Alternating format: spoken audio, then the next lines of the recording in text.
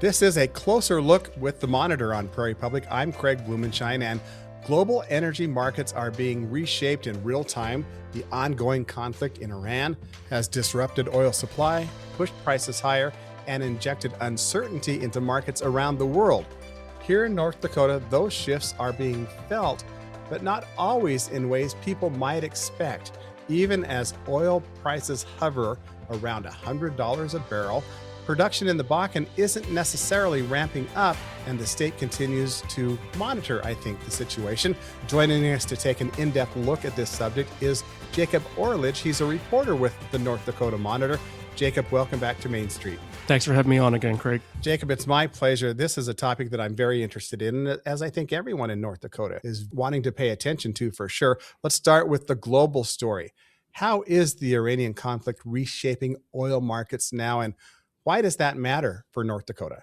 Well, I'll take the second question first. Everything to do with crude oil matters to North Dakota because it's such a big part of our economy. It's either the largest industry or the second largest industry in the state alongside agriculture. Nobody can accurately measure it close enough to decide what's number one, what's number two. So those are the two largest industries in the state. The oil and gas industry also generates, by some estimates, more than half of all tax revenue collected in the state. So anything that's affecting oil production, oil prices will also affect the revenue that the state government, that county governments, that local governments and school boards all receive. So it is a big, big deal to a lot of people in the state. Now, how is the war in the Middle East affecting oil markets? It's affecting it in so many ways that it would be impossible to list it right now. But I think the big takeaway is that oil supply has been disrupted, and that has driven the price higher over these last few months. And that has effects on North Dakota that are still emerging. It's still too soon to have any precise data on the financial impact that North Dakota is going to receive from this. As we've noted, oil is hanging out now about $100 a barrel. Historically, Jacob, that would trigger more drilling and everybody would be excited. It doesn't seem to be happening right now in North Dakota, is it? No. So drilling rigs in North Dakota, active drilling rigs, are still hovering in the mid-20s. That is very abnormal for a situation where we have these high oil prices. Normally, you would start seeing an uptick or even a surge in drilling activity as oil and gas companies look to take advantage of the higher prices. But we have several dynamics in the state and in the oil markets right now that are stopping that from happening. One of them, we heard from Nathan Anderson and Justin Kringstad. They're the director of the North Dakota Department of Mineral Resources and the North Dakota Pipeline Authority. We heard from them in a press briefing earlier this week. And what Nathan Anderson was telling us was one almost ironic dynamic that is at play here is all of these oil and gas companies had finalized their budgets for the year. They're drilling their exploratory budgets in February, and they'd released it to the public, to their shareholders. Well, later that month, just a few weeks later, this conflict in the Middle East began. So it was too late to modify those budgets. And in those cases, when you're dealing with these publicly traded companies, regulators in North Dakota don't expect those budgets to change significantly until 2027 at the earliest. But there's also still a lot of uncertainty as to how long these high oil prices will last, because a lot of the price increase has been essentially a risk factor built in because of geopolitical events. If those geopolitical events in the Middle East change, if they end, if something else happens, all of that can affect the price. It could go down very quickly, according to some projections. And In general, oil and gas companies are sitting back and waiting for the situation to develop before they make any large investments, because drilling a well is very expensive. That takes a large amount of capital, and it's more of a long term investment rather than taking advantage of the price tomorrow. And it also takes people. Is labor an issue here as well? Or is it more about being able to plan for the future with an inability of being very, very responsive because of the budget situation that you outlined earlier? I think it would be fair to say that labor and workforce are always big topics and potential issues in North Dakota, especially in the oil field. As of right now, that has not been cited as a reason for the lack of drilling just yet.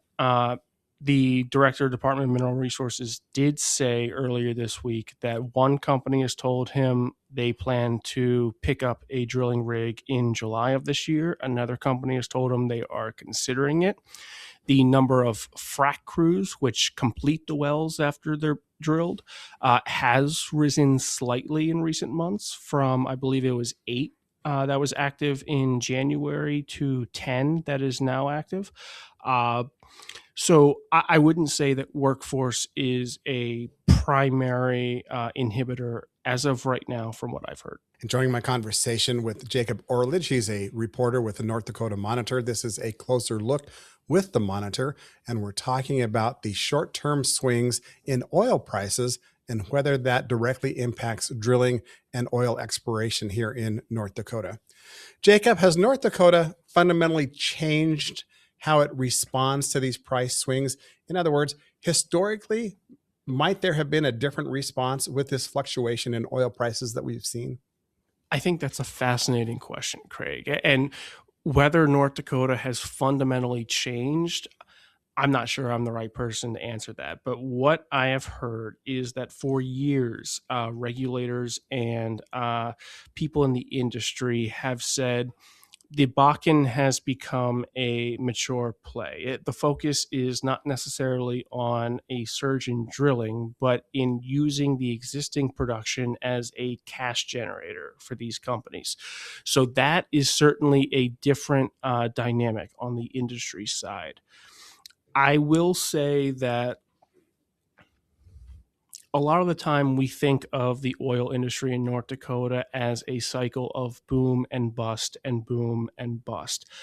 Right now, I have heard from some people that consider this to be sort of a leveling off, a stabilization for the moment, with some nuance. It's not perfect. It's not a perfect characterization, but we do not seem to be in either a boom or a bust cycle, and that's good for oil field communities.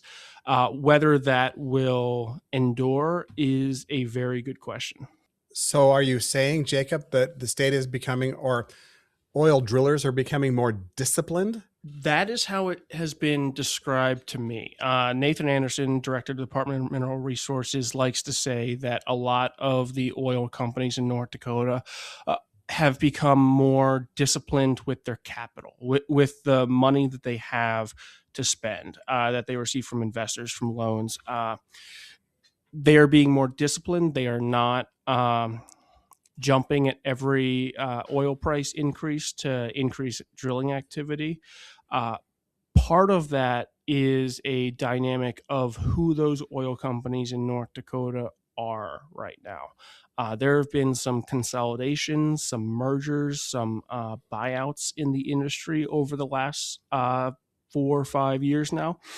Uh, a lot of the largest oil and gas operators of wells in North Dakota right now are publicly traded companies that take that long view of the market. They set a budget, they stay disciplined to it, and then they look 2, 5, 10 years down the road for what their plans might be and where they want to invest their capital.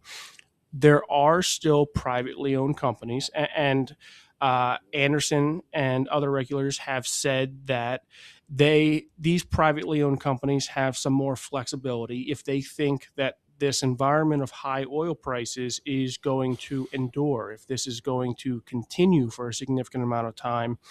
there is a possibility that these privately owned companies will begin investing in more drilling to take advantage of that. But right now, it's still a very open ended question. Nobody really knows what's going to happen on the international stage. Instead of drilling new wells, Jacob, there's discussion about restarting inactive wells, optimizing existing production. How significant is that shift? It is significant. If you'll remember, just a few months ago, we were in a almost historically low oil price environment. Operators were curtailing production, shutting in wells, essentially taking them offline until oil prices resumed to make them profitable again. Well, all of those, we now have a larger number of inactive wells. When oil prices went up, that is an opportunity for operators to increase production, take advantage of the higher prices without spending the millions of dollars it takes to drill a new well. So these inactive wells are restarted and maintained by what's called workover rigs. The number of workover rigs active in North Dakota increased from 110 to 125, we were told this week. That's a 13% increase. So that is definitely something that operators are doing to take advantage of the current situation. Jacob, one thing I've wondered about is perhaps, yes, there's less new drilling, but certainly North Dakota is producing and selling now oil at a higher price than it was selling oil at a few months ago. If that's true, that means more tax revenue to the state of North Dakota, too. Can you dive into that? Absolutely. Everything you just said, Craig, is absolutely true. To what extent it's true, we still don't know. When you look at production numbers, when you look at tax revenue numbers, there's always a lag. So we were just briefed this week in April on February production numbers for oil and gas in North Dakota. Next month, the numbers for March production, the first month that was affected by this conflict, will be released. And we'll start seeing those numbers in terms of how much production may have increased, how that may affect tax revenue in North Dakota. We'll start seeing it next month, and that'll continue, and we'll continue to keep an eye on it. The state government is expecting I don't want to call it a windfall, but an increase in tax revenue that will hopefully allow the state to meet its revenue forecast projections. You spent some time living in Northwest North Dakota. Jacob, does this feel different to you, this time that we're in? You're talking about maybe being more disciplined, moving away from boom and bust. Does this feel different, a different kind of moment that we're in the Bakken to you? Anecdotally, it feels like it's been trending towards this for several years now. I wouldn't say it's new. It's new in the sense that it is a different approach than what the state saw 10, 15 years ago with the boom. But oil companies have been trending this way for years. They want to be more disciplined in what they're spending, take advantage of what they're earning, and use the Bakken to generate cash, not necessarily as a growth opportunity. We're producing 1.1, and by we, North Dakota is producing 1.1 million barrels of oil a day, roughly, and that has gone on for I want to say more than a year now, and it's expected to continue in that range. In your reporting, did people talk about the length of this conflict that they're really interested in? If it ends in the next week or two, it's one thing. If it ends 6 months from now, it's something else. Yes, the length of the conflict and almost more importantly, the length of how long the Strait of Hormuz is closed, it is a huge factor that is difficult to quantify. But essentially, the longer this goes on, the longer the Strait of Hormuz, the maritime bottleneck in the Middle East, is closed, then the longer the world is cut off from almost 20% of the world's oil production. And the longer that goes on, the higher oil prices are going to remain, and global oil supplies are going to continue to dwindle, continue to decrease, and there could be some consequences for oil. The longer this goes on, the more likely it is that high oil prices are here to stay. It's difficult to speculate on what might happen 6 months from now when we don't even know what's going to happen a week from now. Jacob, one thing I've wondered about is we as in the United States, we don't import a lot of our oil anymore. Yet these prices of oil sure impact us, as we've all seen at the gas pump. Yes. Well, oil is a global market. So oil production is going to go wherever it fetches the highest price. If oil that's produced here in North Dakota can fetch a higher price by being exported elsewhere, that's where it's going to go. So that affects the price here in the US because you have to pay higher prices to compete with that. And also, it's not necessarily accurate to say that we don't import oil because the refineries on the East Coast, on the West Coast, they are affected by the situation in the Middle East directly because some of these refineries import hundreds of thousands of barrels of oil from countries like Saudi Arabia. And that is, that's a dynamic because of the grades of oil the refineries are set up to handle. Every oil produced in one region has a different grade, a different chemistry, different characteristics from oil produced in another region.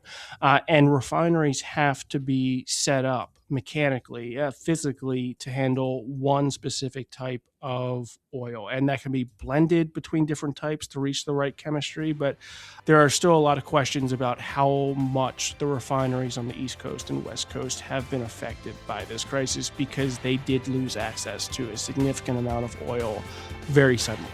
So even though we're a net exporter, it certainly impacts us here in the United States. Yes. This has been a closer look with the Monitor and North Dakota Monitor reporter Jacob Orledge, helping us connect the dots between what is happening overseas and here in North Dakota relative to oil exploration. You can read all of his reporting at North Dakota Monitor. It's always free from paywalls, free from subscriptions. That's at northdakotamonitor.com. Jacob, thanks for joining us. Thanks for having me on again.